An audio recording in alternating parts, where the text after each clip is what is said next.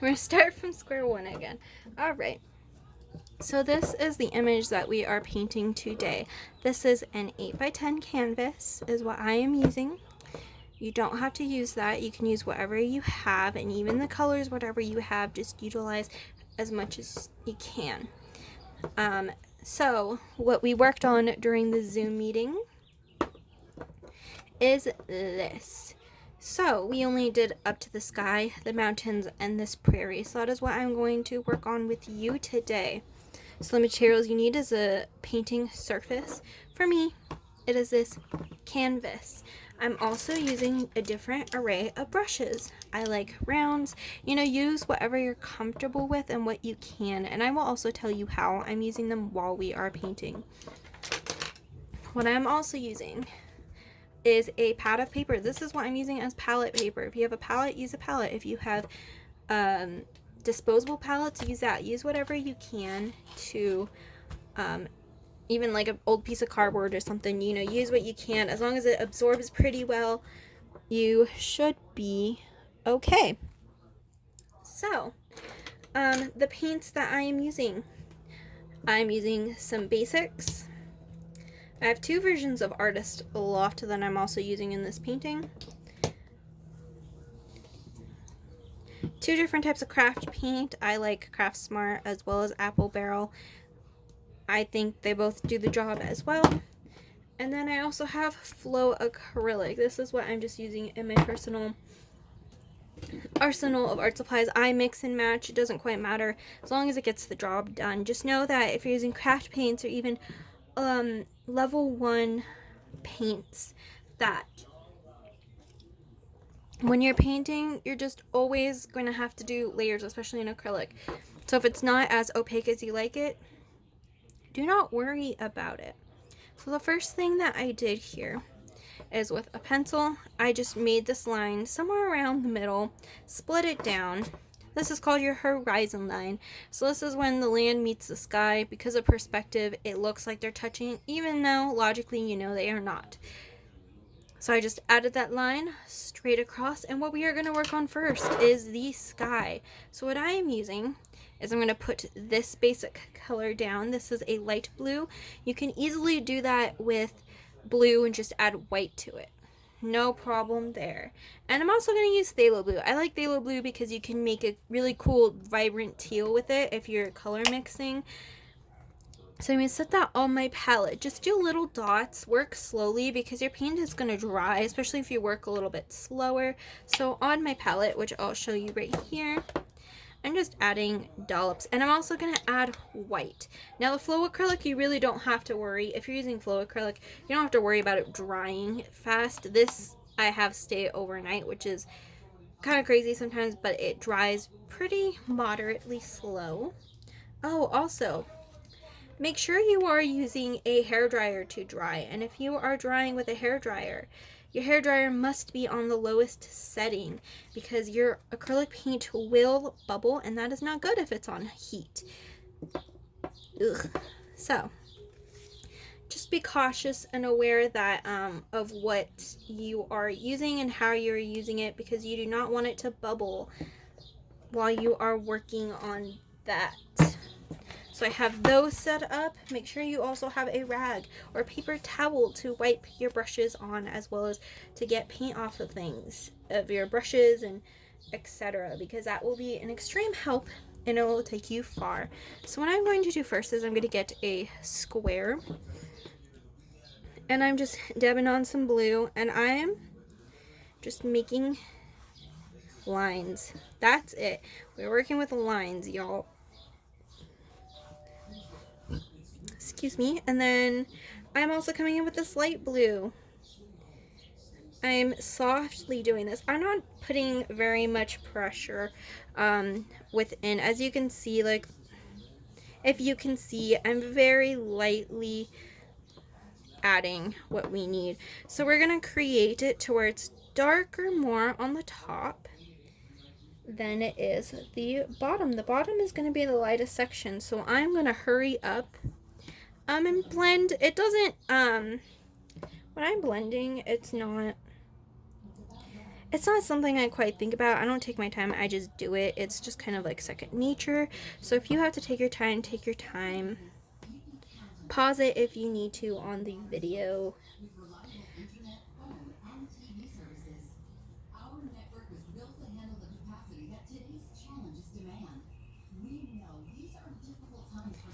And then as I get more to the bottom, I'm going to add a ton of white. I want it to be super light down here. And I'm going to try to cover my horizon line as best as I can. It doesn't have to be perfect though. And as you can see, I'm just blending it as I come along. Nothing too serious, nothing too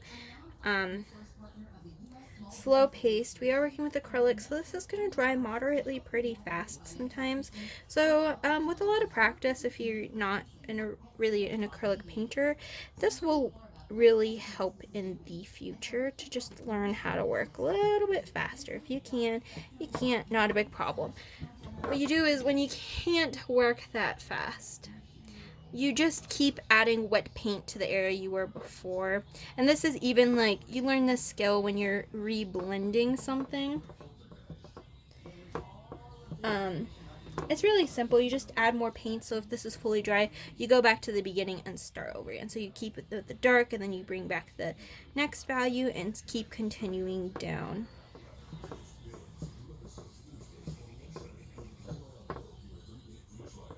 There we go. Alright, so I'm going to clean off my brush. Make sure you have a cup that you are not, either that you don't care if you mess up, or you can just easily throw away because your paint will stain. I will show you what my painting cup looks like. It's not very pretty. It's actually really disgusting.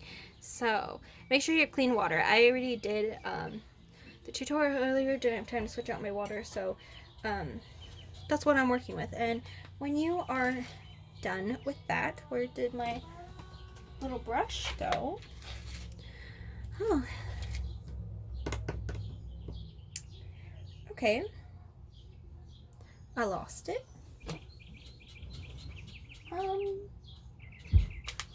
Oh, it's right here. Make sure you wipe it on the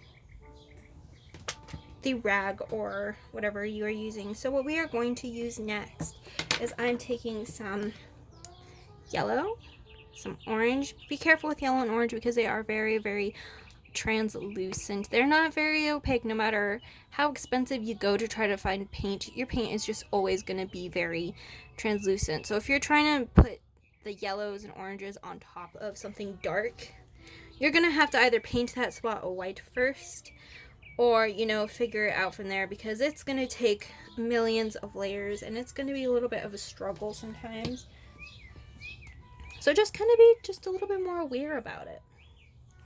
So what I'm doing is I'm putting down my yellow and orange, and what I'm going to do is what I did first is I kind of took a yellow and I kind of looked at where I wanted my fields to go. So we're kind of doing a fun perspective trip here.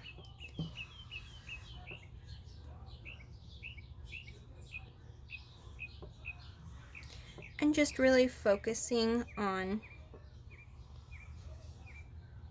making these fields. Now what I'm doing is I'm coming in with some yellow. I'm also taking some orange at a time as well, and just taking time to blend it. Now I have my brush in a long-sided position, as you can see, like this, and it's the same as a sky except in a more specific form.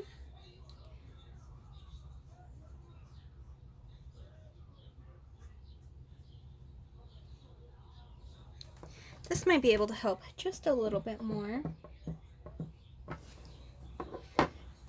And the board is slightly off on here, so it's going to make some noise.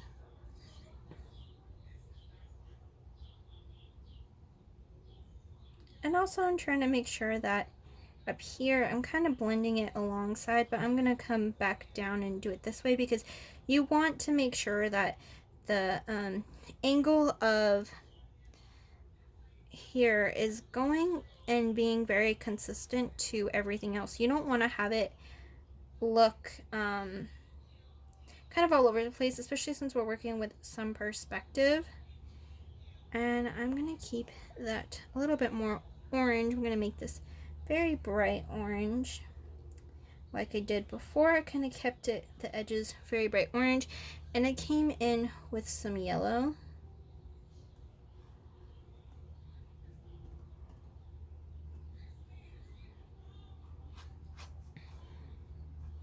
Just to kind of give a little bit more depth, so that way I can still see where the direction is going on my painting. You can also kind of dab it along the line here, and then come back and kind of do this motion. And also, you know, pick up a little bit of orange.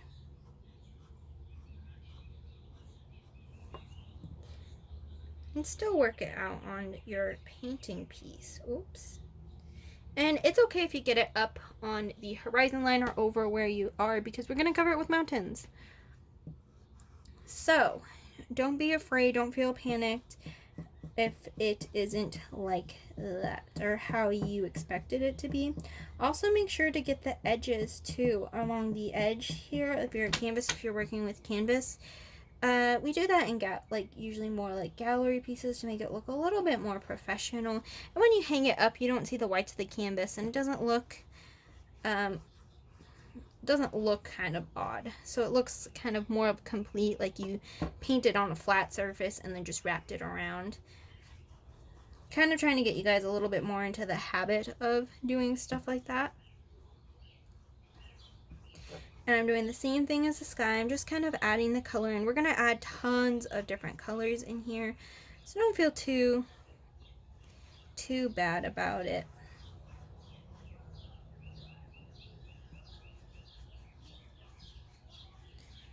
All right.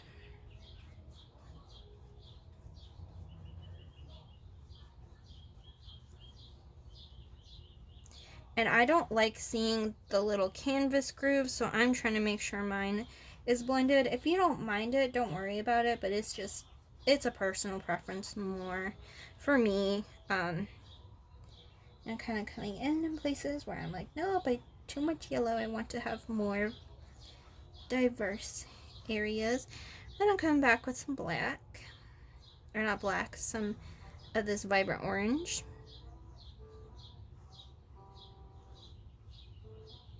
Alright, what I'm going to do is I'm also going to turn this light because it's a little dark. There we go. Maybe you can see it a little bit better now. And because I've noticed that my brush isn't doing what I want, I'm cleaning it. Make sure you're constantly cleaning your brush.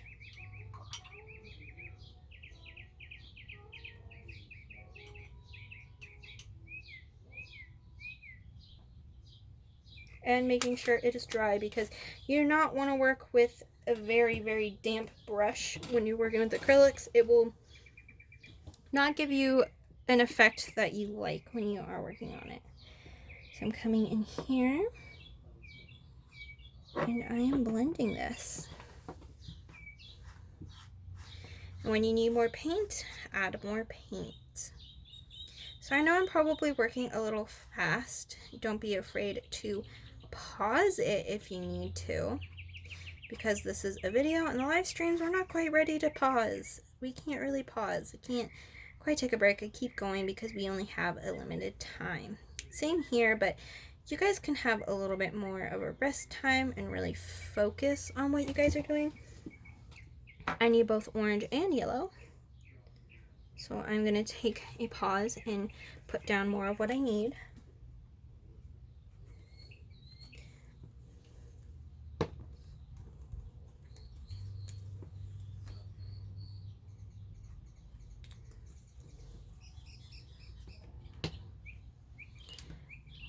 I'm going to come with some more orange and just kind of blend it in. Make sure that the blend, you know, that when you're adding lines, it's coming from the top as well, because if it stops in the middle and it's all one color, it just looks weird. So make sure they're continuous, because what's happening is it's the same similar colors that are always going to be continuing towards the viewer. So I'm just kind of dabbing along the top, trying to get a general color down. And then I'm kind of getting some orange and streaking it from the top. So like I said, it kind of gives it that effect that the orange is still coming from afar. Grabbing some orange. And this is how we're working.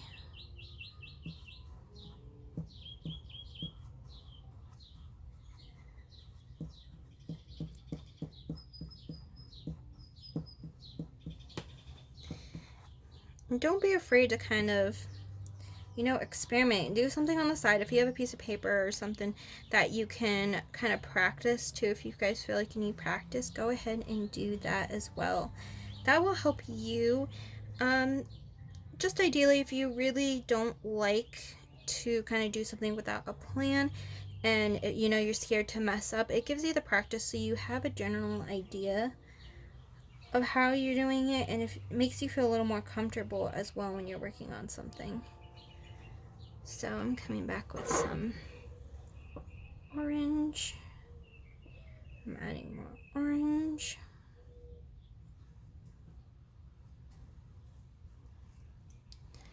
And of course coming back with the yellow to blend along the edges. If you need to turn it, turn it. Don't be afraid to have something move. It helps you with angles if you don't, if it's just uncomfortable, like you're trying to paint something and you just don't like painting because your arm's in a weird way. Don't be scared. Just kind of do it.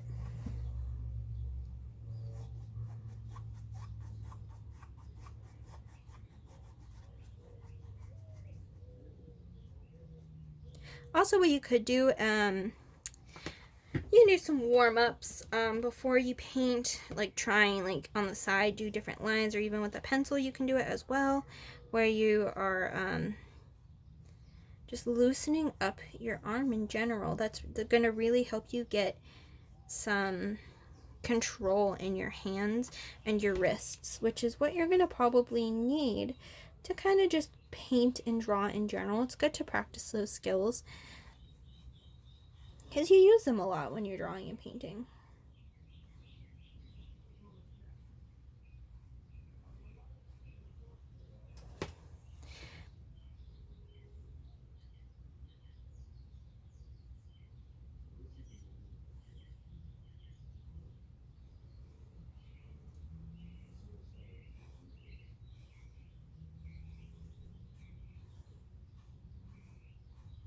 All right, I'm going to come in with more orange over here.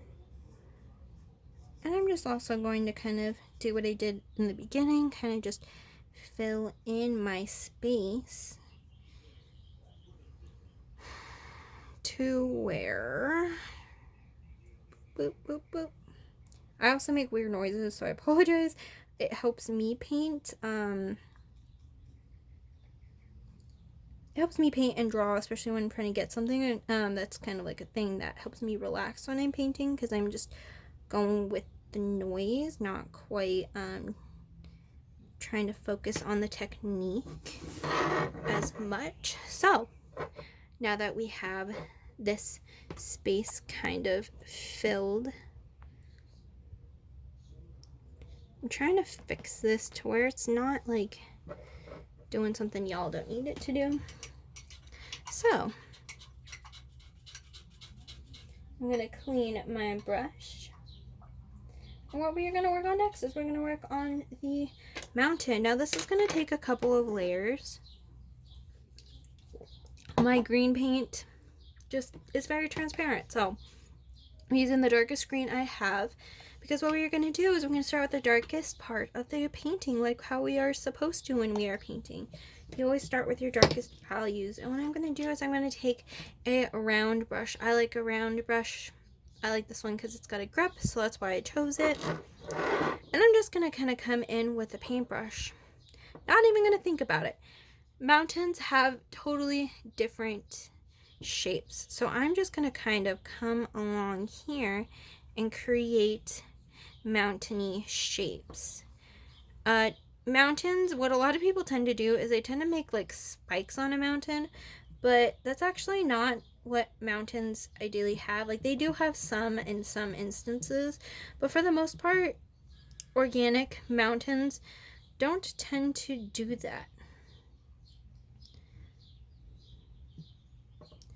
So what I'm going to do is I'm going to kind of come up with the horizon line as well, just to kind of understand my shaping. And I'm going to go a little bit over the edges, because when I paint the edges, I'm still going to paint in the mountains. I'm going to do everything that I do on canvas on the side, just to keep it more professional looking. And if you hang it up plain without framing it, it just looks nicer. And I'm going to go in, and we're going to do a couple different layers here now.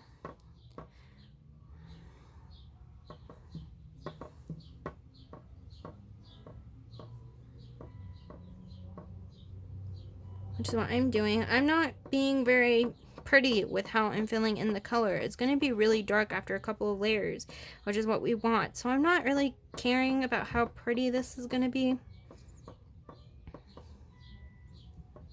I'm just filling in the space as dark as I can.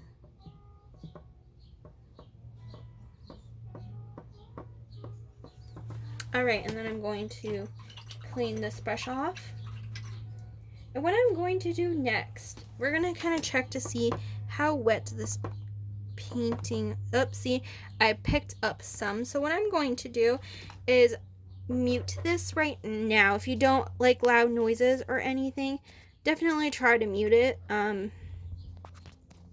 Because I'm going to take out my hairdryer on the coolest setting, and I am going to dry my canvas surface. Sadly, I cannot just unmute it here. I don't have the time to edit it to where it's nice and muted in the places you need it to be. So bear with me and let's get some drying on.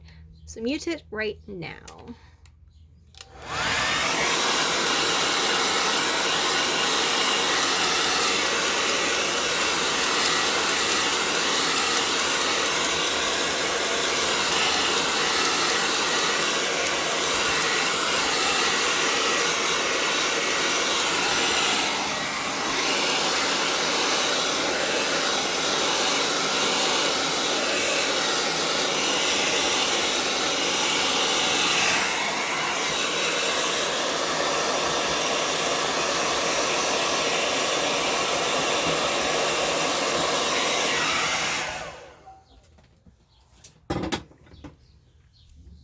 Okay, so now this is dry. You can see it is dry. So what we are going to do is I'm going to take my brush again, and I'm actually going to use, I'm going to